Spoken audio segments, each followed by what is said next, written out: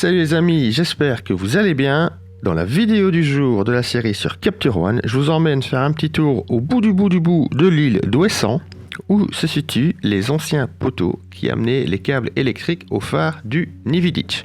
C'est une photo que j'ai prise il y a pas mal d'années, je crois que ça doit faire 5 ou 6 ans. À l'époque, c'était une pose longue que j'avais faite avec un filtre ND1000, si je ne dis pas de bêtises. On est sur 200 ISO, 13 secondes, f22 à 100 mm. Alors pourquoi 200 ISO? Parce que c'était à l'époque mon boîtier Nikon D700 et que les 200 ISO, c'était ces ISO natifs. Maintenant que je vous ai planté le décor, on va commencer tout de suite à développer la photo. Alors, l'idée générale de cette photo, c'est comme vous voyez, si on ne vous dit pas que ce sont des anciens poteaux électriques, on ne sait pas trop ce que c'est. Alors, c'est un peu spécial, ça ressemble un peu à de la science-fiction. Donc, on va garder ce côté un peu éthéré dû à la ponce longue et un peu science-fiction. Première chose que nous allons faire, c'est que nous allons aller dans les caractéristiques de base. Depuis une version Capture One a mis à disposition les profils Pro Standard, qui sont des profils où il y a un meilleur rendu des couleurs. Dès lors, on ne va pas s'en priver, donc on va prendre le Nikon D700 Pro Standard comme profil. Ensuite, on va aller dans la balance de blanc. Pour notre balance de blanc, on était au soleil, donc on va regarder ce que ça donne si je vais chercher, par exemple, ensoleillé. Pour moi, c'est un peu trop bleu, on perd un peu d'ambiance. Si je vais sur un connaissant, on devient trop bleu. Donc l'idée, c'est de trouver un juste milieu. Il y a un truc qui est assez sympa pour les balances de blanc automatiques du D700, c'est ce qu'ils appelle le High Temperature Mercury Vapor Lamp, qui nous donne un côté un peu avec un peu de magenta. Il y a un peu de magenta. On est dans les jaunes, mais pas trop. Donc c'est un point de départ qui, moi, me convient plutôt pas mal. Ensuite, on va faire comme d'habitude ma petite routine. Je vais diminuer le contraste de 15. Je vais pousser ma correction de voile qui va me révéler plusieurs détails, notamment ici dans le bas, tout en gardant l'aspect de la pose longue avec ses vapeurs d'eau. Ensuite, je vais cliquer sur la petite pipette et je vais venir voir quelle couleur rend mieux quand je retire cette correction de voile.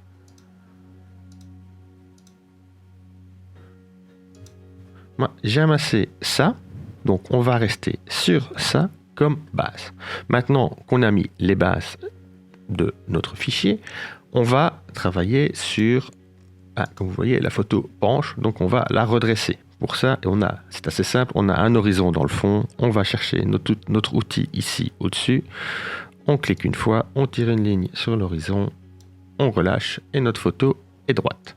Voilà, on n'a plus qu'à activer. Ensuite, on va la recadrer. Alors, pour la recadrer, je vais passer en 16 neuvième. Pourquoi en 16 neuvième? Parce que j'ai du vide au-dessus qui n'a pas grand intérêt. Il y a un peu de vide en dessous qu'on va garder, mais pas trop. Donc 16 neuvième, pour moi, c'est le bon compromis. J'active le 16-9. Je vais la pousser au maximum à droite. Je vais recadrer un petit peu par ici pour équilibrer un peu, vous voyez, par rapport au côté droit, le côté gauche. Quelque chose dans ce goût-là. On garde quelques petites vaguelettes blanches dans le bas. Là, on n'est pas trop mal. On va faire OK. Ensuite, maintenant que nous avons notre cadrage définitif, que la photo est droite, ce que nous allons faire, c'est qu'on va travailler sur l'ambiance. Donc, on va travailler d'abord sur deux parties séparément. La première, ça va être le ciel et la deuxième, ça va être toute cette partie à gauche qui est illuminée par un soleil de fin d'après-midi, pas trop haut, parce que si je ne dis pas de bêtises, j'ai pris cette photo-là en automne. Donc le soleil était déjà un peu plus bas. Donc, on va aller dans l'éditeur de couleurs, on va partir dans la partie ton chair, on prend la pipette, on va chercher un bleu du ciel. Pour voir sur quelle partie on travaille, on va activer ici, afficher plage de couleurs sélectionnée. Vous voyez, on travaille quand même bien sur tout notre ciel. On a la mer qu'on ne veut pas, mais ça, on va la supprimer de la sélection par la suite. Je vais cliquer sur les trois petits points à côté d'éditeur de couleurs. Je vais lui demander de me créer un masque à partir de la sélection. Je vais désactiver, afficher la plage de couleurs. J'appuie sur M pour qu'il me révèle mon masque. Et voici notre masque qui est déjà fait pour le ciel. Ensuite, ce que nous allons faire, c'est venir chercher notre outil effaceur. Je vais l'agrandir un petit peu. Et on va effacer tout ce qui concerne la mer.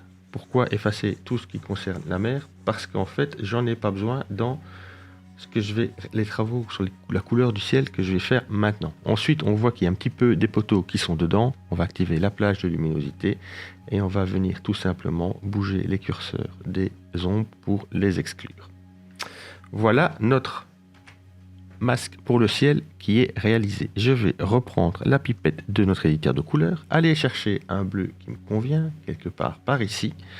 Ensuite, je vais venir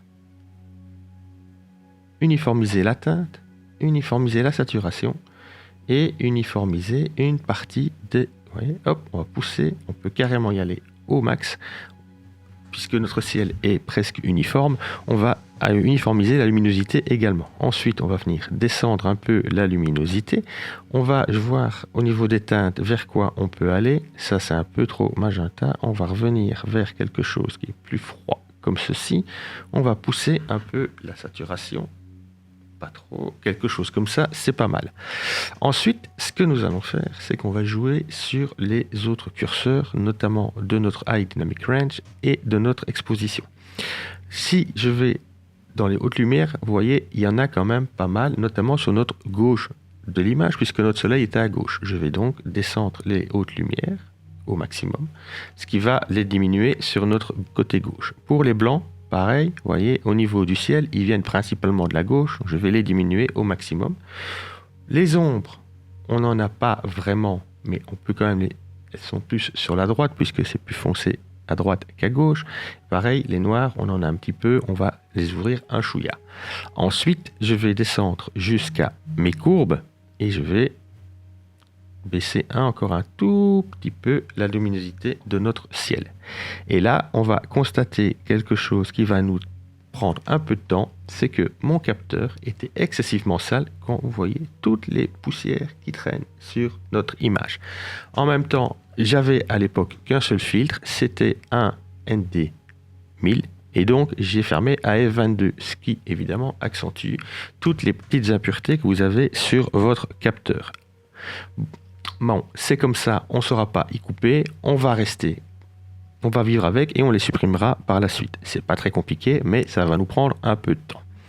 Une fois qu'on a fait ceci, ce qu'on peut peut-être encore faire, c'est venir peut-être jouer un peu avec la saturation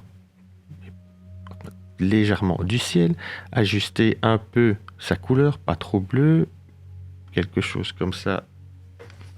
C'est pas trop mal, donc je vous montre le avant. Après, vous voyez, avant, après, c'est pas trop mal. Ce qu'on peut encore faire maintenant,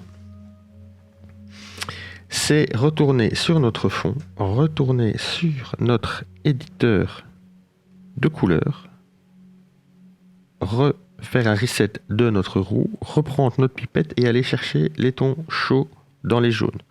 Je vais pareil cliquer, vous voyez là on va travailler uniquement sur les rochers et les poteaux. On va faire un export création du masque. J'appuie sur M, vous voyez, on est bien sur nos poteaux et sur nos rochers. Je vais ici maintenant repartir sur ma pipette, aller chercher un endroit qui est plutôt pas trop mal saturé avec une belle couleur. Et ensuite on va comme avant uniformiser un peu la saturation et la teinte. On va mettre un poil de luminosité et rajouter un peu de saturation. Au niveau de la teinte, on est peut-être à un rien trop orangé, donc on va venir la pousser un rien sur les rouges. Alors l'idée, n'oubliez pas, c'est qu'on va pas forcément viser quelque chose de réaliste, on va plutôt viser quelque chose d'un peu arty, on va dire. Peut-être pas science-fiction, mais on va se lâcher un peu sur les couleurs. Une fois que j'ai fait ça, je vais descendre plus bas, aller rechercher mon onglet clarté et là je vais passer en puissant et je vais balancer de la clarté et de la structure sur toute cette partie-là, ce qui va renforcer l'effet pause longue avec encore plus de netteté et de clarté sur mes parties fixes. Une fois que j'ai fait ceci, je vais reprendre mon fond, on va remonter sur notre partie exposition High Dynamic Range et on va équilibrer un peu notre image. Donc je vais descendre un peu les hautes lumières, descendre un petit peu les blancs, mais pas trop parce qu'il faut quand même qu'on reste sur les blancs. Si je mets mon avertisseur, vous voyez qu'il n'y a rien qui est cramé ou bouché. On va ouvrir un petit peu nos ombres, pas trop. On va descendre, ouvrir à rien aussi nos noirs. Donc là, on n'est pas trop mal. Ensuite, il y a toujours ce problème où vous voyez le poteau du fond et cette partie-là du ciel est un peu terne. Ce qu'on va faire, c'est qu'on va l'équilibrer. On va prendre un nouveau calque et on va aller chercher notre outil dégradé. On va faire un joli dégradé sur cette partie-ci. On va faire M pour voir où on est. C'est pas trop mal. On va descendre la partie centrale pour dire d'avoir un dégradé qui sera beaucoup plus doux. L'idée, c'est qu'on va essayer de faire une transition assez neutre entre la partie ici qui est plus grisée et la partie qui est là qui est plus colorée en rajoutant des couleurs dans notre partie un peu grisée. Donc pour ajouter des couleurs, on va voir ce qu'on peut faire au niveau de la saturation. Ça nous fait un job qui est pas trop mal. Ouais, si je vous fais un avant, après, rien qu'en bougeant le curseur saturation, on a récupéré de façon assez transparente toute notre partie inférieure gauche de l'image. Ce qu'on peut encore peut-être faire maintenant, c'est fermer un peu notre image. On prend un nouveau calque, on prend un calque dégradé, on va le tirer du haut. Voilà. On va baisser un peu la luminosité. On va peut-être descendre un peu plus bas, quelque chose comme ça. On va baisser un peu la luminosité de notre dégradé, juste pour fermer un peu l'image par le haut. Alors, je vais appuyer sur Alt et tirer mon dégradé, vous voyez, pour qu'il soit plus doux vers le bas. Je vais le remonter un petit peu, quelque chose comme ça. Voilà, là on a fermé un peu. Alors on va afficher notre plage de luminosité, afficher le masque et l'exclure. Je vais mettre les blancs pour éviter de toucher ma partie blanche là. Je vais réduire mes tons foncés pour exclure le poteau. Pareil donc pour mes tons plus clairs. Voilà, je fais appliquer. Et là, on a fermé notre image par en haut sans toucher à notre poteau. On n'est pas trop mal sur cette partie-là. Maintenant, on va arriver à la partie qui va être un peu plus fastidieuse. Avant la touche finale, ça va être de supprimer toutes les petites impuretés. Pour ça, on prend un nouveau calque. On va chercher notre, ici, outil de correction. On clique dessus et on est parti. On va afficher le masque, j'appuie sur M, comme ça je vois où je vais, ce que j'ai déjà fait, et on est parti pour tracer toutes les petites impuretés de notre image, de façon à les éliminer.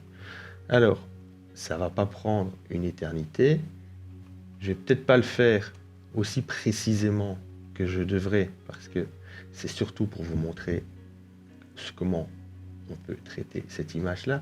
Si je devais retraiter cette image complètement, j'y passerai certainement un peu plus de temps pour être sûr que je n'ai rien oublié. Ici, j'ai fait, on va dire, la plus grosse partie. Je vais peut-être encore oublier un là, encore un ici, ici, ici, ici. Là, il y en a encore ici sur le côté. Vous voyez, mon capteur est vraiment très sale. Les coins en haut à droite, voilà. Cela dit, vous voyez, les outils sont plutôt assez performants et donc on peut corriger ça relativement rapidement. Je vais supprimer les petits masques, je sors de l'image pour supprimer les flèches et vous voyez, j'en ai oublié un ici au milieu. Voilà, et l'image est tout de suite quand même beaucoup plus propre que ce qu'il y avait avant. Ensuite, dernier step, on va dire, c'est on prend un calque, nouveau calque, cette fois-ci on prend un calque rempli et on va venir donner notre touche de couleur finale à notre image. Ça veut dire qu'on va aller donc dans la balance des couleurs, on va aller dans les ombres. Alors dans les ombres, où est-ce qu'on travaille sur nos ombres? C'est ici. On va peut-être les ouvrir un tout petit peu et on va voir ce qu'on peut y injecter pour avoir un rendu un peu sympa. Donc ce que je fais généralement, c'est que je prends une couleur au hasard, je me mets au milieu et puis je tourne pour voir, en regardant mon image, pour voir ce que j'aime bien. Donc dans les tons chauds, non. Peut-être plus dans les tons froids. Quelque chose comme ceci. peut-être un petit peu, donc si je vais au maximum c'est là, peut-être un petit peu trop, descendre un petit peu. Quelque chose comme ça me paraît pas mal. Je vais maintenant aller dans les hautes lumières. Donc les hautes lumières, on travaille ici. Je vais pas trop jouer avec ce curseur là, puisqu'au niveau luminosité, on est bon. Pareil, je me mets à la moitié et je tourne autour de la roue pour voir ce qui pourrait me convenir comme haute lumière, comme couleur dans les hautes lumières.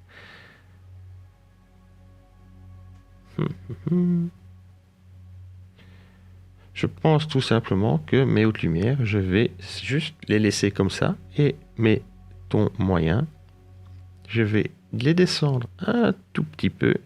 Et pareil, je vais voir ce que ça donne dans les tons moyens, si ça vaut la peine.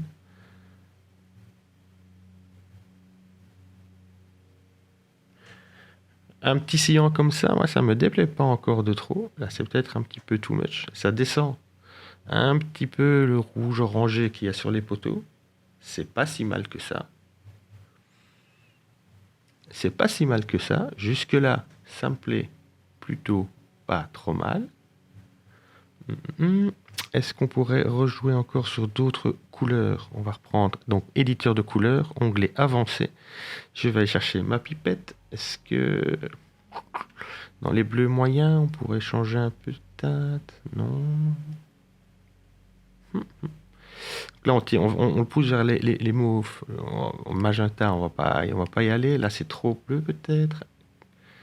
Quelque chose légèrement comme ceci, c'est pas si mal. Et on va diminuer encore un petit peu la luminosité de nos bleus. Voilà, là, on est sur un résultat qui me plaît pas trop mal. Peut-être encore une petite chose que je pourrais faire, c'est récupérer un calque avec un pinceau et venir diminuer un tout petit peu mes hautes lumières sur les vagues ici du bas. Voilà, qui attire un petit peu trop l'attention. Voilà, quelque chose. Vous voyez là, c'est trop clair. Donc là, c'est bien. Les blancs, c'est quelque chose comme ceci. Je vais en profiter pour ouvrir un peu les ombres pour donner encore un petit peu plus de nuages ici au-dessus, un petit peu de vapeur comme de brouillard qui passe. Pareil, un petit peu les noirs. Voilà. Et du coup, vous voyez le avant-après, ça attire quand même beaucoup moins l'attention sur le bas. Je pense qu'il ne reste plus qu'un dernier petit step à faire. Je vais retourner sur le fond. Je vais retourner comme d'habitude sur mon onglet de grain, rajouter ma dose de grain habituelle, juste parce que j'aime bien ça. Et c'est comme ça. Voilà. Vous n'êtes pas obligé d'aimer, mais moi, j'aime bien. Ensuite, une fois que nous avons ça, nous avons fait ce dernier petit step. Je pense que nous sommes maintenant arrivés au bout de notre image, qu'elle est terminée. Je vous fais un petit avant-après pour que vous voyez bien d'où on vient. On vient de là et on termine ici. C'est assez drastique comme changement. Certains aimeront, certains n'aimeront pas. Là, c'est subjectif. Chacun y verra ce qu'il aime ou pas. J'espère en tout cas que vous avez appris plein de petites choses dans cette vidéo, que ça vous aura donné des idées pour vos futurs développements. Si c'est le cas, n'hésitez pas. Laissez-moi un petit commentaire pour me le dire. Si vous avez des questions, pareil, laissez-les dans un petit commentaire. J'essaierai d'y répondre un maximum. Si cette vidéo vous a plu, n'hésitez pas à la partager. Abonnez-vous à la chaîne. Un petit like, c'est toujours super encourageant et je vous en remercie d'avance. Moi, je n'ai plus qu'à vous dire au revoir et à bientôt pour une nouvelle vidéo de développement de Capture One. Ciao!